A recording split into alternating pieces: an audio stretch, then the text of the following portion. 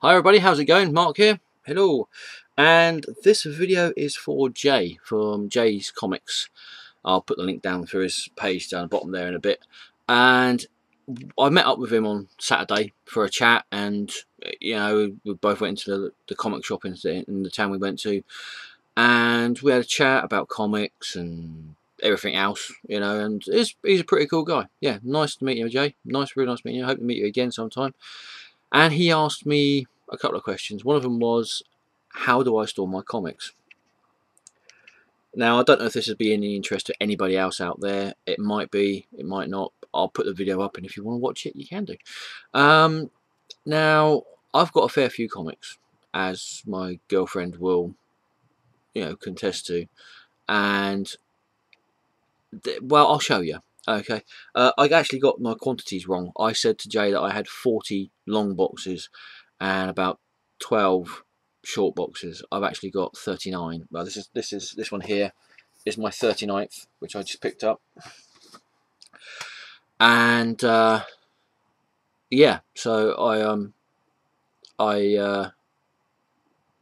yeah, I'll show you my comics. So excuse me, I'll stand up. Like I said, this is a really small living room, really small flat. I mean, you could just about fit a car in this flat, in every room. Yeah, well, not every room, the whole flat just about big enough to fit a car in. Hence the mess. Here is, now I've got these old curtains here. This is just basically so the place doesn't look like a warehouse full of boxes. And here we go. These are my comic boxes, and these are my comic boxes. Now, I'm not too sure if this is going to work. I shall see if I can. Let's just do that. Here we go. All across there. Up to, excuse me a minute, up to here is comic boxes. These ones, this, here, here and here are short comic boxes. I've got another 2 short comic boxes here. 2 long comic boxes, and the rest all long comic boxes. And as you see, there's my Spider-Man picture up there.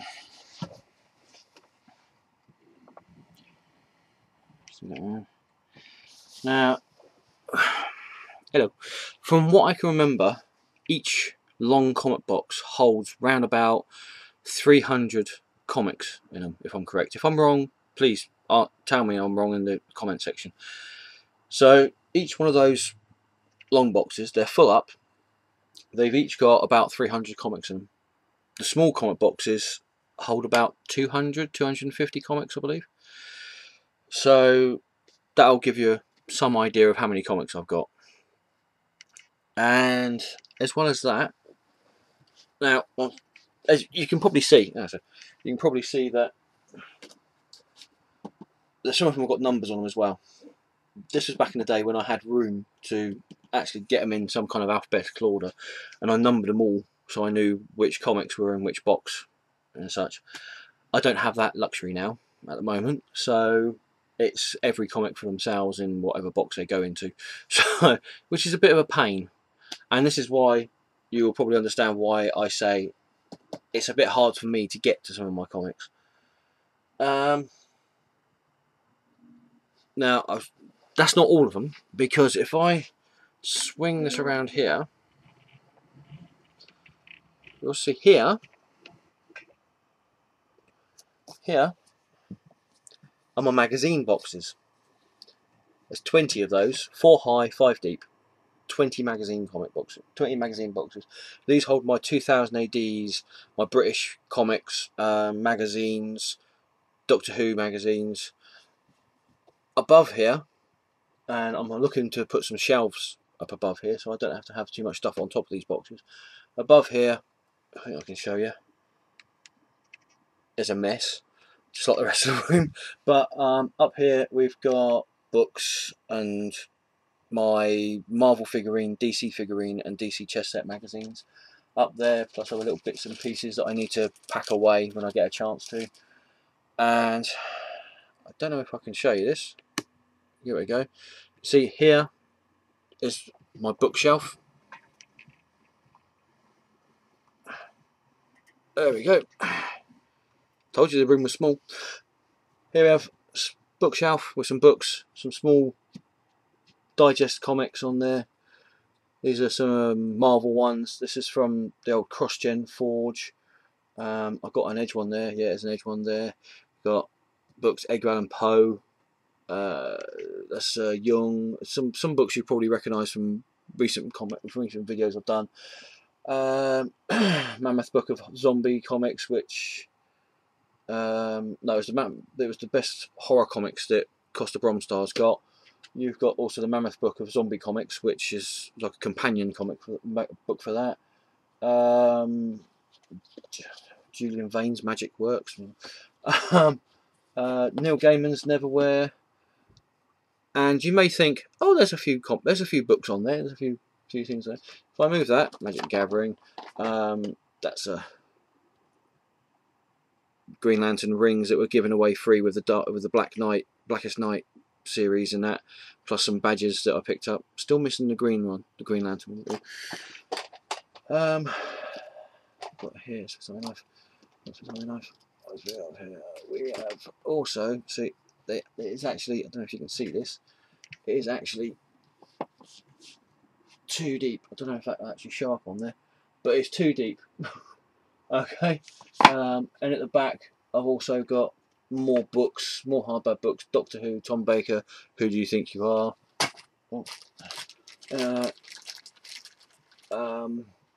More Neil Gaiman books and such. If anybody's interested in actually what I've got on here, I'm quite happy to do a video for it. And down further we have some CDs with music on them. Most of my music I've actually transferred onto external hard drives now, so that all I've got to do is just put it onto my MP3 player and listen to it. Then I haven't got bulky CDs around anymore. We have also lots of dust. I need to really sack that maid, which is me, unfortunately. We have Doctor Who audio plays. Oh, this is quite interesting. This is something that's done in the UK. The Amazing Spider-Man audio play, which was done for the BBC, if I remember correctly. Yeah, BBC Radio 1. This was done. Which is quite funny. Quite a good one. And you got magic tape. Always use magic tape on your comic box, on your comic bags. Yeah, there's a Batmobile from the 1990s that I was given to as a birthday present, a Christmas present years ago. You've got all sorts of things, bits and pieces of freebies and such, and sundry. And then if I go a bit further down, you'll see my graphic novels and trade paperbacks. Again, this isn't all of them because they're too deep. Underneath here, which I don't know if you can actually see that, let's move that out of the way, move that out of the way. You've also got oversized books, a VHS tape with something on it that I have no idea what. That's pretty cool. Jack the Ripper. Not actually a comic or a trade paperback, but still a pretty good book. And yeah, you got more oversized books down the bottom here.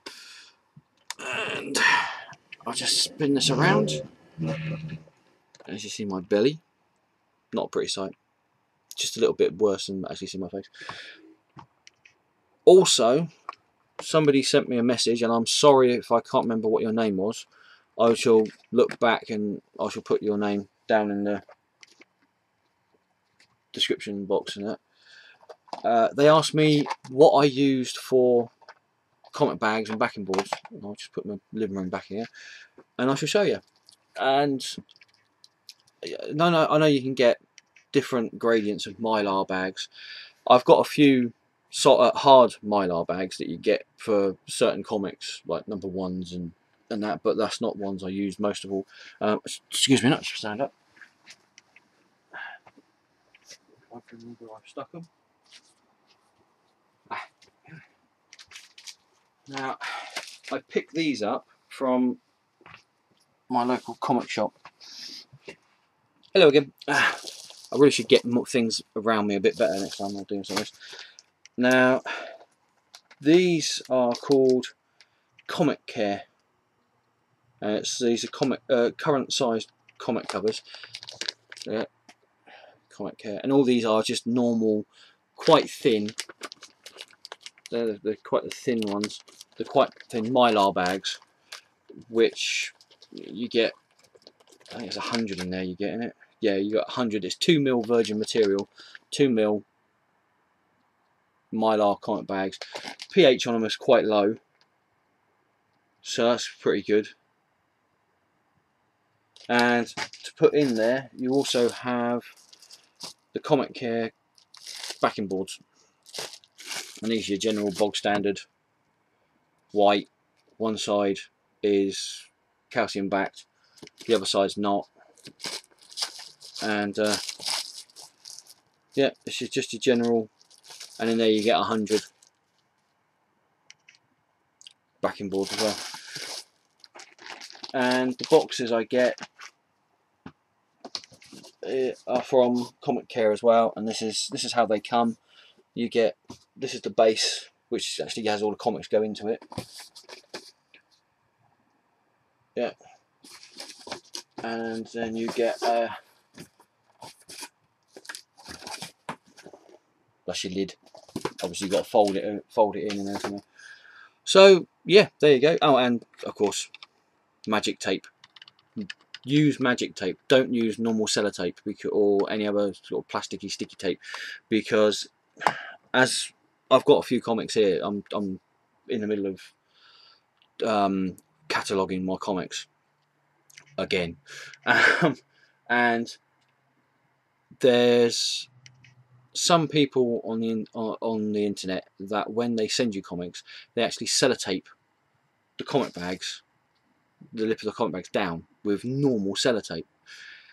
The only thing with that is when you open up the comic bag, the sellotape adheres to the plastic of the Mylar, and it bonds to it.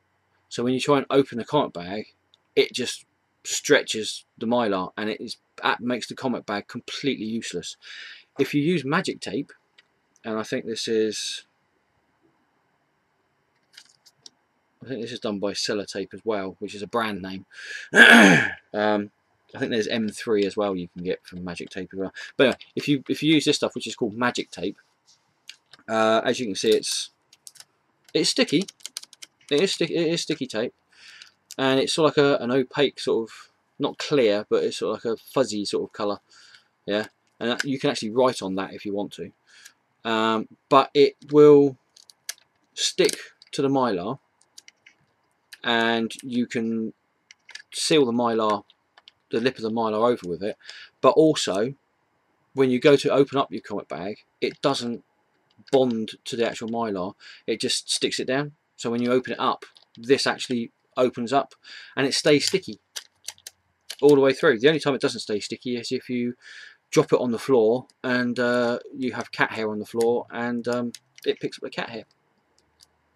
Unfortunately, I don't have that problem anymore now. But there you go.